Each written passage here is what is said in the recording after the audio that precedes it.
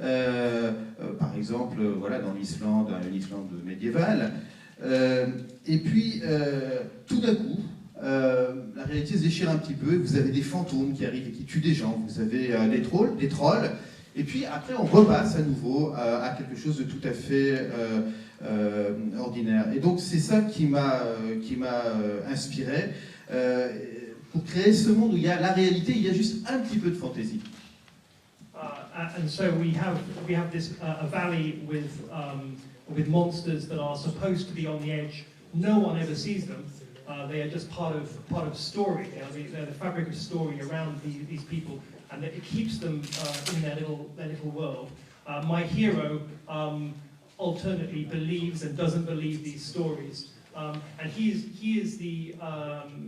is like the reader. The reader will have certain expectations. They pick up a fantasy book, they think they will get a quest, a Tolkien-like quest with monsters and a hero who becomes a great leader. My intention was always to play with these preconceptions. So my hero makes many mistakes, takes many wrong turnings, and it's the same for the reader. I think they will be surprised by the way the story goes.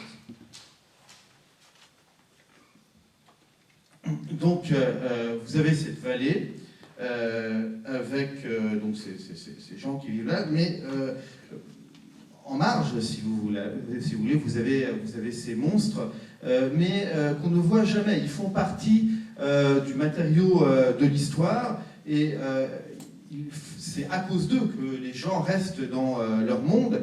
Et d'ailleurs, c'est vrai aussi de mon héros. Quelquefois, il croit à ces histoires, il croit que ces monstres existent, quelquefois, il n'y croit pas. Et c'est un peu comme le lecteur. Quelquefois, il y croit, quelquefois, il n'y croit pas. Quelquefois, mon lecteur pense qu'il a pris un livre de fantaisie un peu à la Tolkien, avec une quête, des héros, des monstres, etc.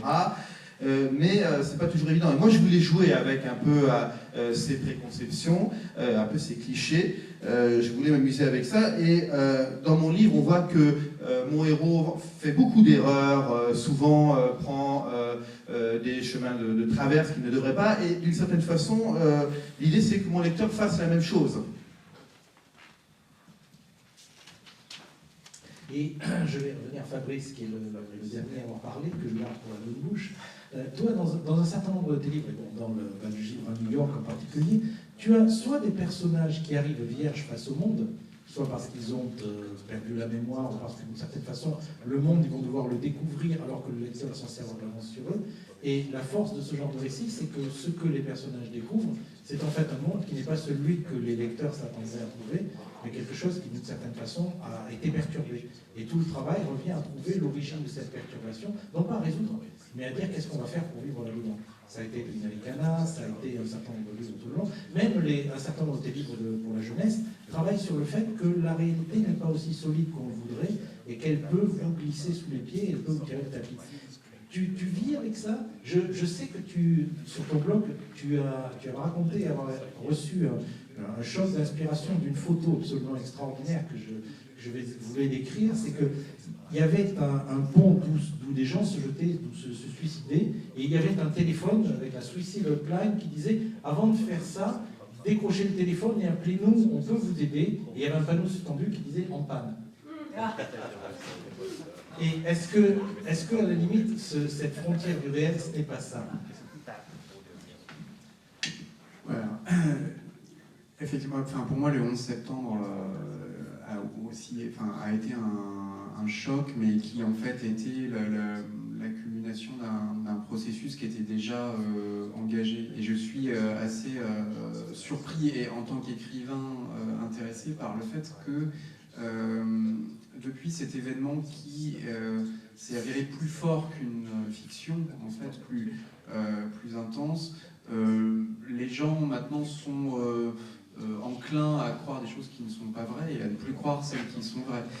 Je ne sais pas si vous avez vu le sondage qu'il y a eu peu de temps après l'affaire DSK. Il y a 70 ou 80%, je crois, des Français qui pensaient que c'était un complot. Et de la même façon, je me souviens qu'au moment du tremblement de terre en Asie, pas celui du Japon, mais le tsunami de 2003, tout de suite, il y a des théories conspirationnistes qui ont fleuri sur le fait que c'était des essais nucléaires sous-marins des Américains qui avaient créé ça.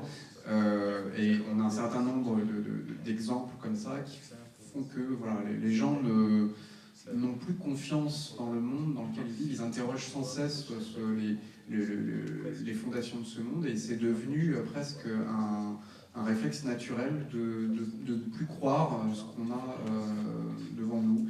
Donc mes romans sont en partie une exploration de ce processus-là. Dans le dernier, Bal de Givre à New York, voilà, on est en plein là-dedans, pour une raison qui est explicitée à la toute fin, mais on a un personnage qui est dans le monde, qui est dans ce qui paraît être la réalité, avec à peu près tous les repères habituels que ce personnage peut avoir, mais il y a quelque chose qui ne va pas. C'est vraiment le sentiment d'inquiétante étrangeté, un problème, un grain de sable dans la machine, il y a quelque chose ne fonctionne pas et on n'arrive vraiment pas à mettre le doigt dessus. Donc c'est vrai que c'est vraiment ce genre de récit qui m'intéresse. Et dans le thriller que je suis en train de terminer pour adultes, je continue encore dans cette voie-là avec des personnages qui ne croient plus rien. C'est-à-dire, mon père est mort dans l'avion, c'est encore un truc sur le 11 septembre, hein. Mon père est mort dans l'avion qui allait s'écraser sur le Pentagone, mais je reçois des mails de gens que je ne connais pas qui me disent que c'est pas vrai, et voilà, il y a vraiment un doute existentiel maintenant qui est à la base de à peu près tout. La différence, c'est que, puisqu'on est aux frontières du réel, on a des livres qui vous disent « Nous ne savons pas quoi croire, mais nous sommes convaincus de la nécessité de croire quelque chose. Nous sommes convaincus de la nécessité de fabriquer une image du monde. » Et on a, chez Verne en particulier, on a des personnages qui sont devenus fous pratiquement à l'idée de réconcilier le monde qu'ils avaient avec la nécessité de trouver une explication pour quelque chose qui n'est plus là. Et cette explication leur manquant, ils ont des raisonnements absolument extraordinaires. Et ce sont des personnages qui sont peuplés de hantises. Parce qu'à partir du moment où il n'y a plus l'explication du monde, il y a la place, comme tu dis, pour toutes les conspirations, pour toutes les hantises, pour toutes les inquiétantes étrangetés, toutes ces choses qui font qu'on ne se sent pas bien dans sa peau. Et je regrette, ça va être ma dernière question, et je vais manquer pour une partie de la réponse, mais je vais écouter. C'est vrai qu'on voulait tout de suite après commencer à faire face de nouveau au monde. On ne savait pas très bien si ça allait être un énorme changement, si ça allait... En fait, j'ai raconté tout à l'heure que tout le monde se parlait, ça s'est terminé après quelques semaines. C'était une petite enveloppe de temps. Mais bon, quand même, les gens ont commencé à faire des choses assez curieuses, comme par exemple une amie à moi qui voulait vraiment plus vivre dans son appartement, donc elle a commencé à carrément vivre sur son escalier de secours. Il y avait plusieurs gens qui ont fait des choses à peu près comme ça après le 11 septembre, et moi je voulais mettre en scène quelque chose dans le livre de ce genre. Donc j'ai pensé à une société de faux tueurs qui commettraient des meurtres qui ne sont pas vraiment des meurtres, mais pour redonner ce sentiment de danger et de désespoir, ce frisson de violence que tout le monde ressentait après le 11 septembre. Et donc bien sûr, j'ai exagéré, c'était de la fiction, mais c'était pour vraiment, je ne sais pas, sonder ce curieux phénomène de recréer les conditions des jours qui suivaient l'attentat. Alors, Jean-Claude est obligé de quitter, donc je vais essayer d'assumer cette lourde tâche.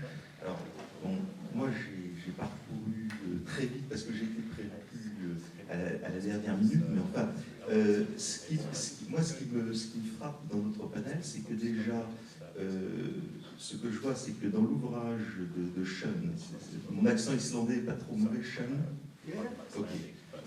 de Sean, comme dans celui de Jonathan Stroud, nous sommes dans des mondes dans lesquels c'est la légende qui est la plus prégnante et la plus puissante, qui façonne tout. Si j'ai bien compris dans le livre de Sean, le bébé golem, quelque part, qui déjà en lui-même, pour nous, est une légende, et lui-même ensuite, lors de son éducation, nourrit d'autres légendes.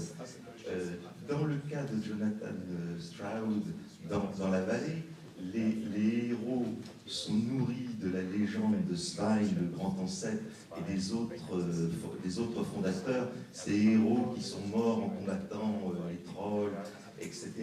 Et donc, dans les deux cas, c'est ça qui façonne, et il y a, comment dirais-je, plusieurs couches de réalité légendaire, en quelque sorte, où quelque part la légende en fait est plus réelle que la vérité.